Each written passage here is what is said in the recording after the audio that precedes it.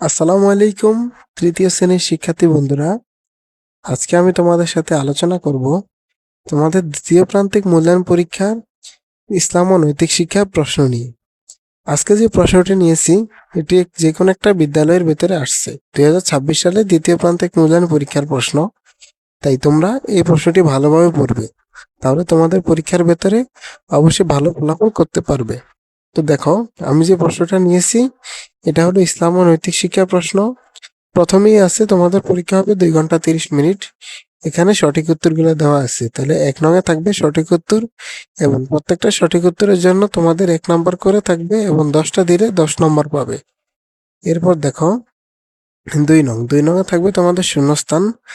এই শূন্যস্থানগুলোরও তোমাদেরকে থাকবে 5টার জন্য 2 নাম্বার করে 10 নাম্বার থাকবে।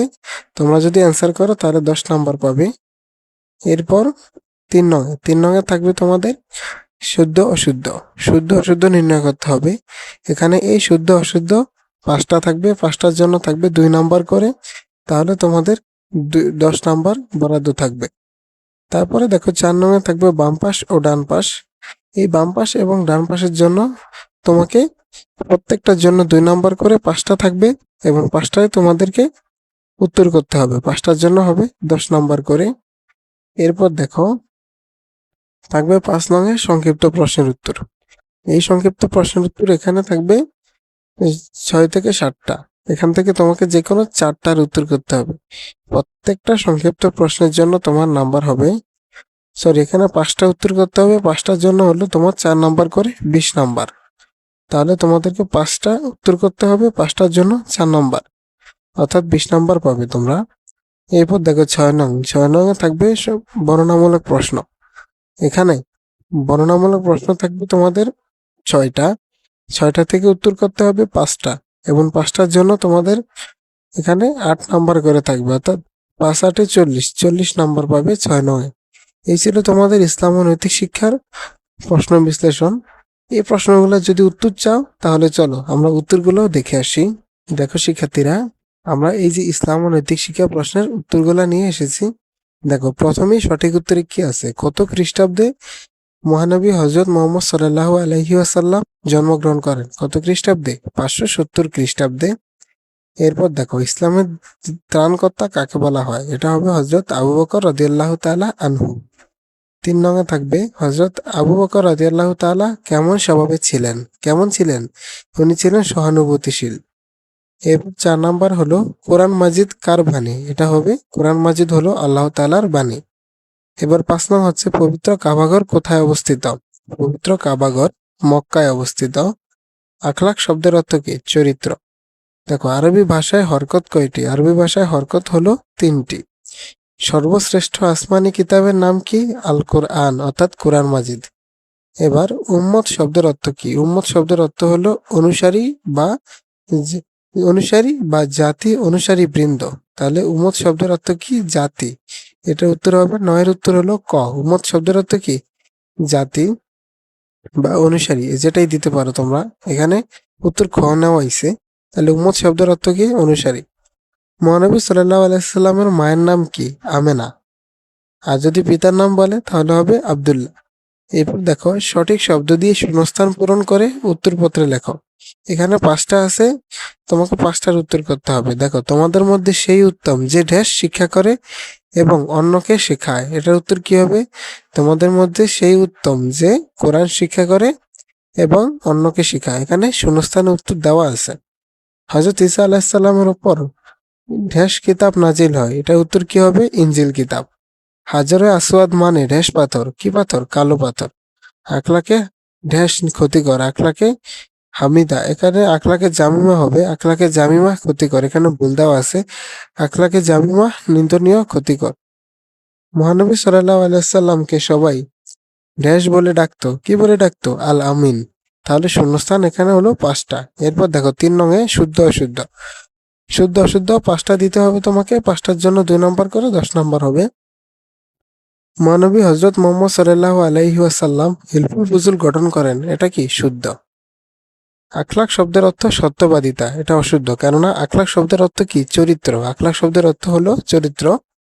হযরত আবু বকর রাদিয়াল্লাহু তাআলা রাষ্ট্রীয় কোষাগার থেকে অনেক বেশি ভাতা নিতেন। এটা কি শুদ্ধ না অশুদ্ধ?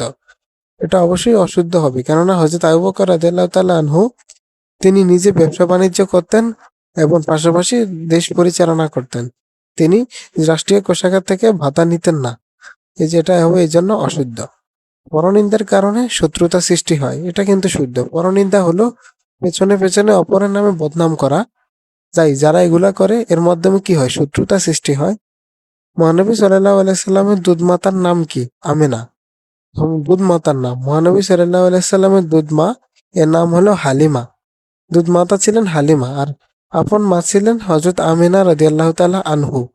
এই কারণে এটা হলো অশুদ্ধ। তাহলে মহানবী সাল্লাল্লাহু আলাইহি সাল্লামের দুধ মাতার নাম হলো হালিমা, আমিনা নয়, তাই এটা অশুদ্ধ। এরপর দেখো 4 নং আছে বাম পাশের সাথে ডান পাশের মিল করে উত্তরপত্র লিখতে। তার মানে প্রথমে বাম পাশটা দেখো, প্রাচীন আরবে কন্যা শিশুদের জীবন্ত কবর দেওয়া হতো। এটা এলোমেলো অবস্থায় থাকবে, এখানে তো সঠিক উত্তর দেওয়া আছে। তাই সহমর্মিতার মাধ্যমে অসহায় মানুষের সমস্যার সমাধান হয়। একই হরফ দুইবার উচ্চারণ করাকে তাসদিদ বলে। মহানবী সাল্লাল্লাহু আলাইহি সাল্লামের জন্ম, এখানে উত্তর কিন্তু দেওয়া নেই, তাহলে উত্তরটা হবে মহানবী সাল্লাল্লাহু আলাইহি সাল্লামের জন্ম 570 খ্রিস্টাব্দে মক্কার কুরাইশ বংশে। উত্তরটা আবার বলছি, মহানবী সাল্লাল্লাহু আলাইহি সাল্লামের জন্ম মক্কার কুরাইশ বংশে 570 খ্রিস্টাব্দে। এটা লিখে নিবে তোমরা। দেখো এই যে 570 খ্রিস্টাব্দে দেওয়া আছে কুরাইশ বংশে জন্মগ্রহণ করেন। এবার আরব দেশ মরুভূমির দেশ। আরব দেশ কি? মরুভূমির দেশ। এরপর দেখো সংক্ষিপ্ত প্রশ্ন দেওয়া আছে, এখানে 4টা প্রশ্নের উত্তর সংক্ষেপে দিতে হবে। 4টার জন্য এখানে 5 নাম্বার করে 20 নাম্বার। হিলফুল ফুজুল কি? তোমরা সংক্ষেপে লিখতে পারো, হিলফুল ফুজুল হলো একটা শান্তি সংঘ। কি দিতে পারো? হিলফুল ফুজুল হলো একটা শান্তি সংঘ। পুরাটা না দিয়ে তোমরা সামান্য পরিমাণও দিতে পারো এক লাইনে, হিলফুল ফুজুল হলো একটা শান্তি সংঘ। হযরত মুহাম্মদ সাল্লাল্লাহু আলাইহি ওয়াসাল্লামের পিতার নাম কি? হযরত মুহাম্মদ সাল্লাল্লাহু আলাইহি ওয়াসাল্লামের পিতার নাম আব্দুল্লাহ এবং মাতার নাম হলো আমেনা। হরকত কাকে বলে? আরবি হরফ উচ্চারণে উপরে বা নিচে জবর, জের এবং পেশ দেওয়া হয়, তাদেরকে একত্রে হরকত বলা হয়। হরকত এক বা একাধিকবার টেনে পড়তে, একালি পরিমাণ টেনে পড়তে হয় না। তাহলে আরবি আরবি হরফ আরবি হরফের নিচে বা উপরে যে জবর, জের, পেশ দেওয়া হয় তাকে হরকত বলে। এরপর দেখো আখলাকে হামিদা। আখলাকে হামিদা কি? আখলাকে হামিদা হলো সুন্দর চরিত্র বা প্রশংসনীয় আচরণকে আখলাকে হামিদা বলা হয়। যেমন সত্য কথা বলা, বড়দেরকে সম্মান করা, ছোটদেরকে স্নেহ করা। দেখো হযরত আবু বকর রাদিয়াল্লাহু তাআলাকে কেন ইসলামের ত্রাণকর্তা বলা হয়? হযরত মুহাম্মদ সাল্লাল্লাহু আলাইহি সাল্লামের ইন্তেকালের পর যখন ইসলামের চরম সংকটের মুখে পড়েছিল, তখন আবু বকর রাদিয়াল্লাহু তাআলা খলিফা হিসেবে দায়িত্ব গ্রহণ করেন এবং এবং ইসলামকে ধ্বংসের হাত থেকে রক্ষা করেন তার সমস্ত অর্থ দিয়ে। তাই তাকে ইসলামের ত্রাণকর্তা বলা হয়। সহিফা কাকে বলে? আসমানি কিতাবের মধ্যে যে ছোট আকৃতির কিতাব অবতীর্ণ হয় সেগুলোকে সহিফা বলা হয়। মহানবী সাল্লাল্লাহু আলাইহি ওয়াসাল্লাম কোথায় ধ্যানমগ্ন থাকতেন? মহানবী সাল্লাল্লাহু আলাইহি ওয়াসাল্লাম হেরা গুহায় ধ্যানমগ্ন থাকতেন। এরপর দেখো 6 নং যে প্রশ্নগুলো আছে, এই প্রশ্নগুলো যদি আমি পড়তে যাই তাহলে ভিডিওটা অনেক লম্বা হয়ে যাবে। তাই তোমরা এগুলো একটু একবার দেখে নোট করে নাও এবং যাতে তোমরা পড়তে পারো। এই যে আমি কিন্তু এগুলো দিয়ে দিয়েছি, তোমরা একটু ভালোভাবে দেখে নাও। তো শিক্ষার্থীরা, কেমন লাগলো আজকের ক্লাসটি? আজকে কিন্তু প্রশ্ন বিশ্লেষণ এবং উত্তর সহ দেওয়া হয়েছে, তাই তোমরা মনোযোগ দিয়ে ক্লাসটি করবে এবং সবার নিকট ভিডিওটি শেয়ার করে দিবে এবং বন্ধু বান্ধবদেরকে এই চ্যানেলের লিংক শেয়ার করবে এবং সবাইকে জানিয়ে দিবে। তো আশা করি ভালো থাকবে এবং চ্যানেলটিকে সাবস্ক্রাইব করবে। আসসালামু আলাইকুম।